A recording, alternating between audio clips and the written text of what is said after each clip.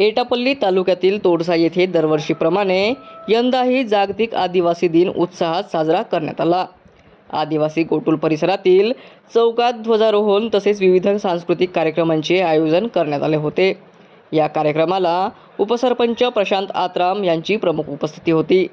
तसेच गाव Patil रैजू Gawade, police station एटापल्लीचे ठाणेदार नागरगोजे, पेरमा भिवा गावडे, भूमिया नानेश गावडे, ग्रामपंचायत सदस्य रैजू गावडे, शिक्षक सुधाकर दुर्वा, मिरवा गावडे, अशोक गावडे, देवनाथ दुर्वा, रमेश दुर्वा, राहुल दुर्वा तसेच माजी सरपंच मुन्नी दुर्वा उपस्थित होते।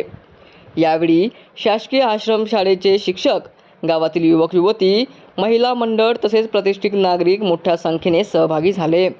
विविध सांस्कृतिक कार्यक्रमांमधून आदिवासी संस्कृती व परंपरेचे दर्शन घडले। त्यामुळे संपूर्ण परिसरात उत्साहाचे वातावरण निर्माण झाले होते।